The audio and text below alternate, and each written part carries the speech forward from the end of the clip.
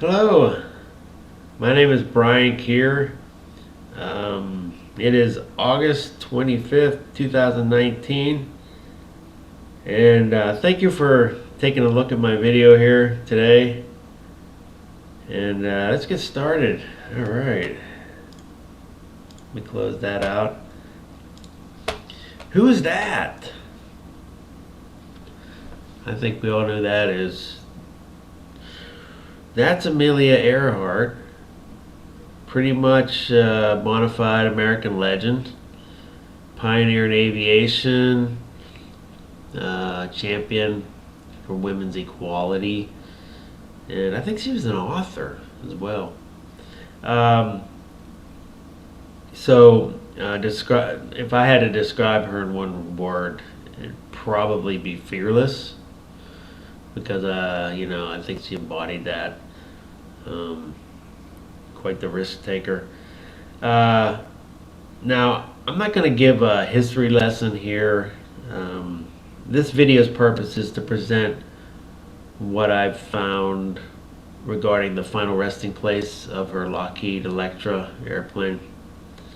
However, I would like to briefly touch upon the three prevailing theories regarding the disappearance of her and her navigator Fred Noonan during one of the last legs of their attempt to circle the globe in 1937. The first theory, the first one is that they ran out of fuel while searching for Howland Island, the intended target, and crashed into the ocean somewhere northwest of Howland. Well, this scenario can probably be ruled out based on what I'm about to show you. The second school of thought is that they were taken prisoner by the Japanese. This one I have a hard time wrapping my head around, because we weren't at war with the Japanese in 1937, and they were controlling a section of islands that were farther northwest, maybe even above Marshall Islands. I'm not sure, but they weren't near where she was headed, Howland Island. And then, they found some photographs recently, or maybe just one, but I remember the one that had her on the dock, and it was showing the back of her, and Fred Noonan on the left standing there, and then looks to be like a plane sitting on a ship, a Japanese ship, in the background. So anyways, who knows? The third plausible theory, and the one I sort of lean towards, is that they got lost looking for Howland Island, and they crash landed on the reef of what is now Nikumaroro Island, formerly Gardner Island, which is southeast of Howland, and they ultimately perished there as castaways. This has been the focus of numerous expeditions conducted by several groups, including the Tiger Group, that stands for the International Group for Historic Aircraft Recovery. They built a fairly strong case through various artifacts that they've recovered on the island, including an aluminum panel that may have covered one of the plane's back windows. Other evidence that points to that third hypothesis is the numerous testimonies from radio listeners, mostly I think in the US, who claim to have heard Earhart's SOS calls in the days that followed their disappearance. And then finally, there was a photo called the Bevington photo, which was taken a few months after their disappearance and strongly resembles airplane landing gear floating in the water on the left side of the photo. The right side, I think, was the ship, the shipwreck of the SS Norwich City. Okay, with that little bit of background out of the way, let's dig into what I found. All right, I want to say first off, you know, my hope here is that this will lead to a more thorough, on the ground investigation, and ultimately, hopefully, bring some closure to the family, the families of Amelia and Fred Noonan. All right, let's get started. Okay, so I'm using Google Earth, and I got two versions running simultaneously because each has its strong points. The Chrome version, I feel, has more clarity, possibly because it was shot from, you know, a more perpendicular angle. And then it seemed to have better resolution.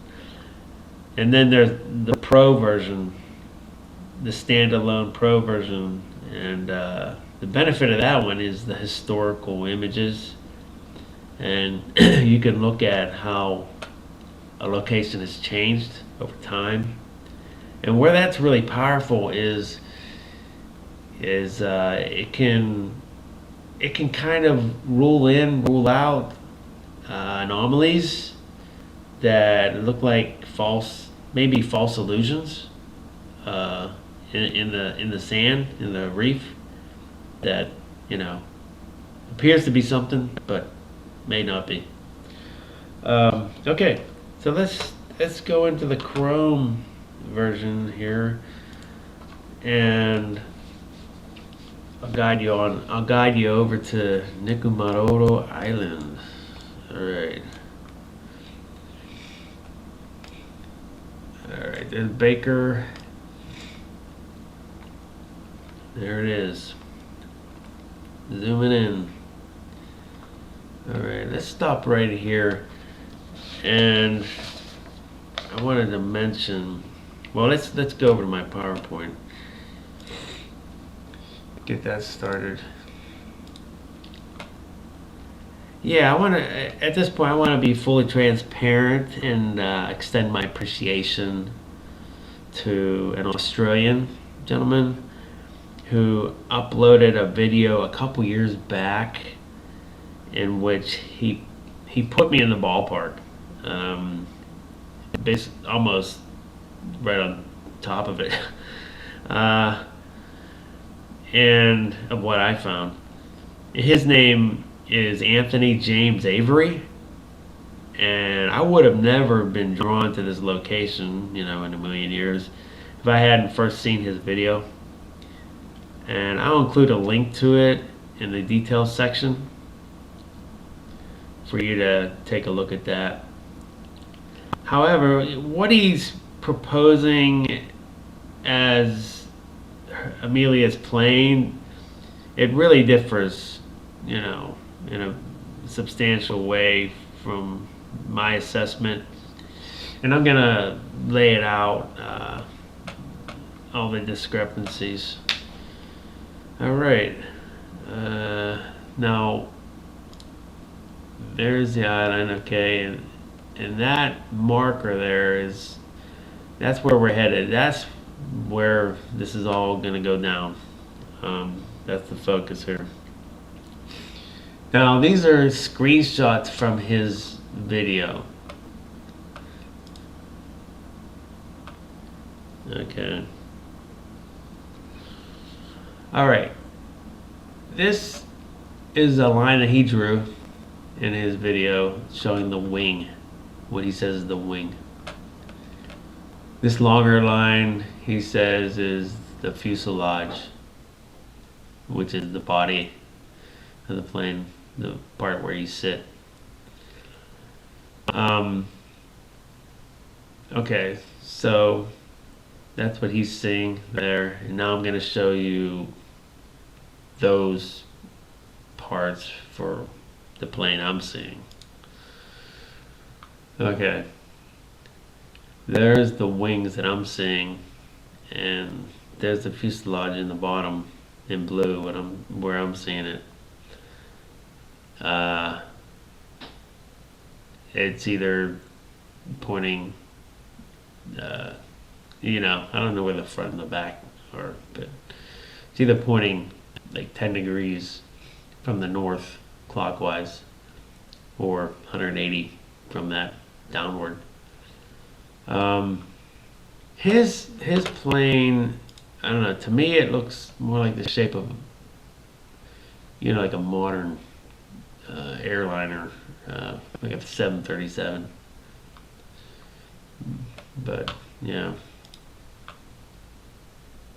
Okay, and then the last one puts them all together.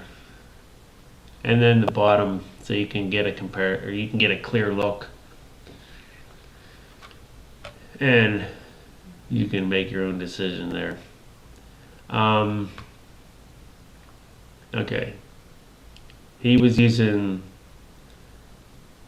okay, for this spot on the reef, on this island, there were only 3 images in the historical images.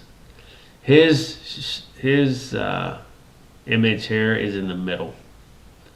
It was the middle image. So there's one before it, there's one after it. The one after is the most current one. It's in the Google Chrome. Okay. I mean, if you were going to go by just this image, it's not very convincing. It's kind of obscure, blurry. You know, both planes, his, mine. You know, I wouldn't say that's conclusive whatsoever. Okay. And yeah. All right. Now, before we go further in the PowerPoint, let's go back over to the Chrome.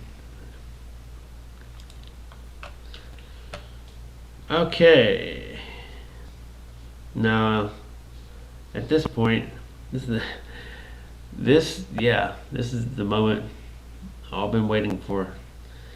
You might want to take a deep breath here.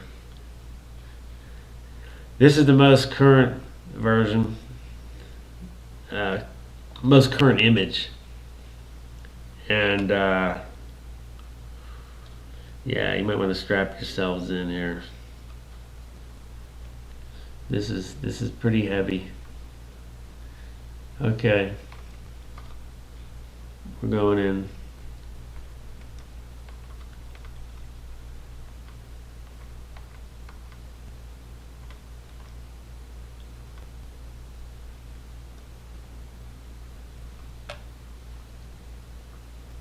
Okay, I'm just going to sit here and let you take a look at that.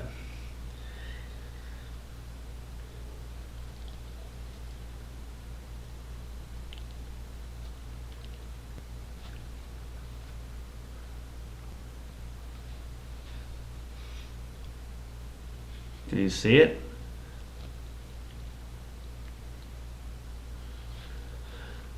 Now let's go back over to the PowerPoint. Now I'm going to run through the rest of the PowerPoint slideshow. And from where we stopped. Oh yeah. Alright, next one is this. Alright, this is giving you more reference. This is the same shot as before, but okay. That's where we're headed. And okay, so I'm not gonna talk. This is I think this is pretty self-explanatory. This speaks for itself. So, here we go.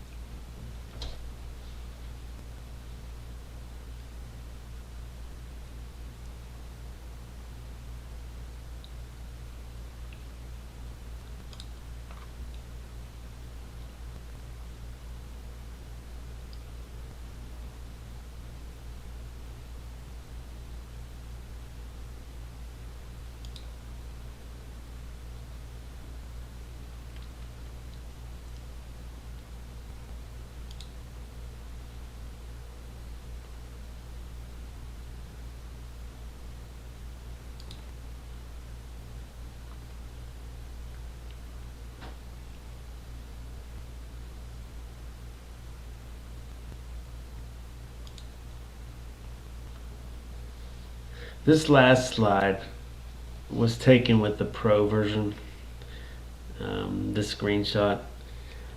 I wrote the coordinates there for everyone to take a look at it on your own. Now let's go over to the Pro version.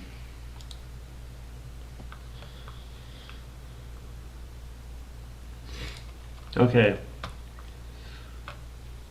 Now, as I said, there were 3 images that it's showing. This is the earliest.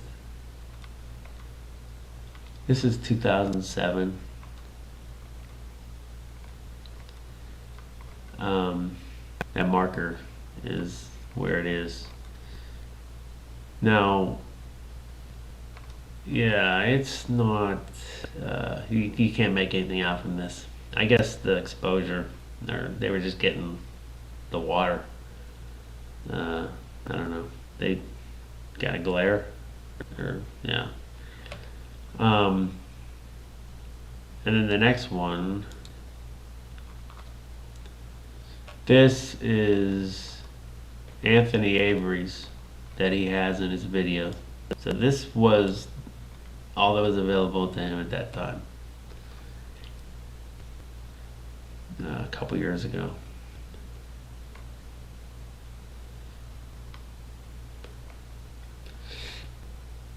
So,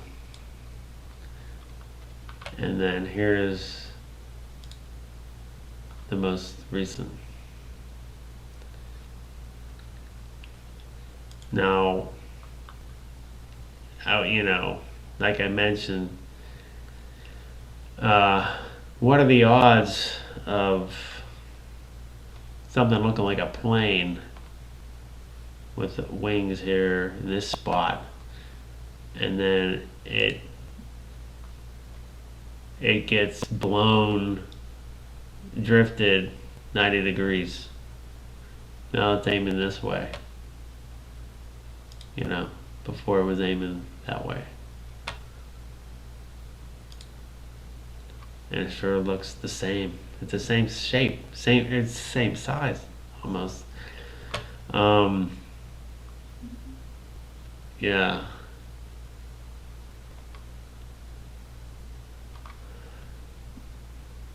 And if you look at this new version here, or this new, you can almost see what he's seeing, what he thinks is a plane.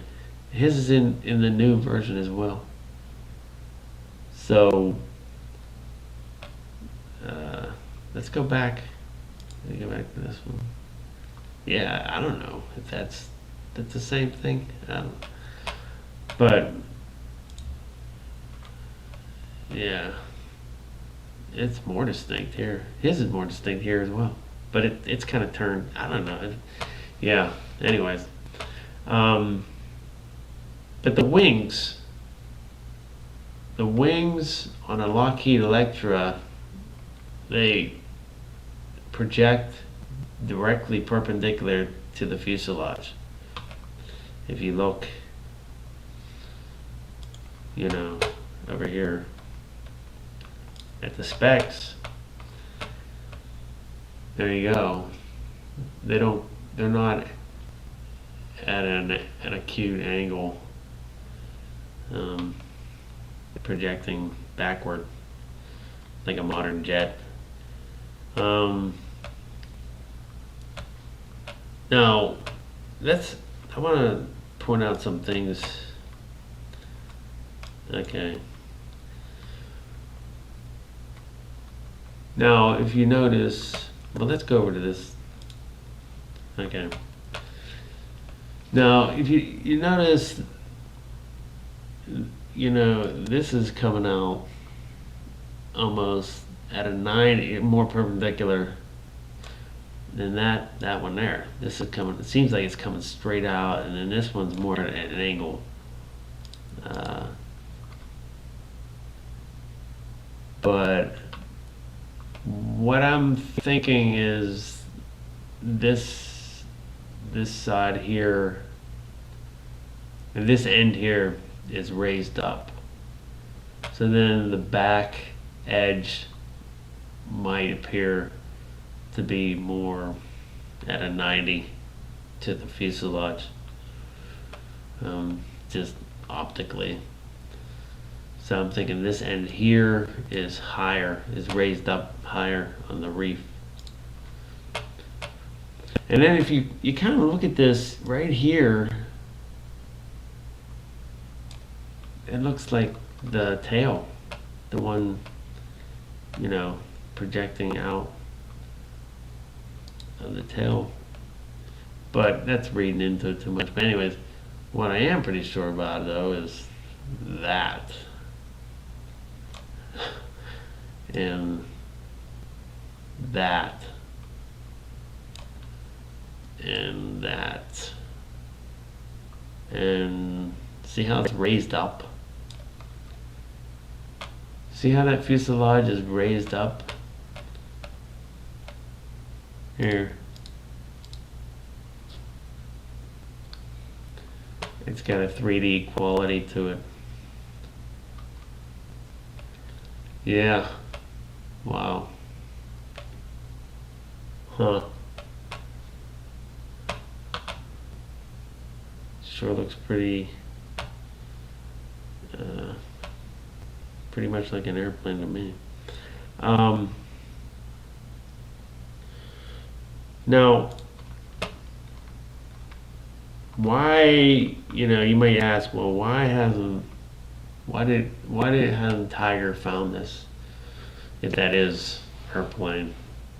Well, a couple reasons. This isn't the area they were thinking.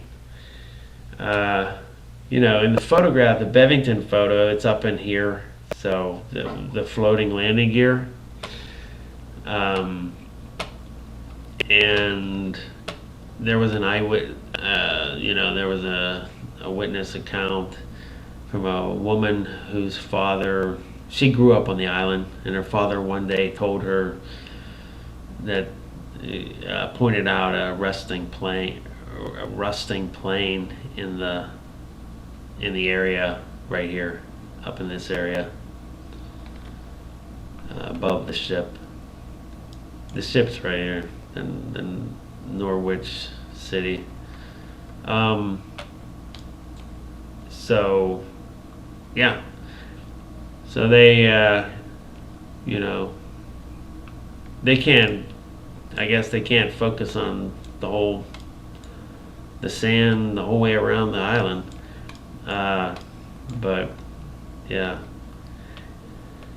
so, and then they did sonar, and so you're gonna be out here with the sonar. You know, you're not gonna be in shallow. You know, you're not gonna find anything with that. You can't use it there. You end up like that ship. I know that Robert Ballard, the guy who found the Titanic, he's headed over there, or he's already there, and From what I hear, he's approaching it with sonar, so he's gonna be out here looking in the deep, and he'll, I don't know, unless somebody, can get this video to him or point this out to him, he's not gonna be looking, I don't think, in the sand. So yeah. So anyways, hopefully, somebody can get this to the powers that be, and somebody can take a look at that. I'm going to show you the coordinates again here. I think I'll end with that.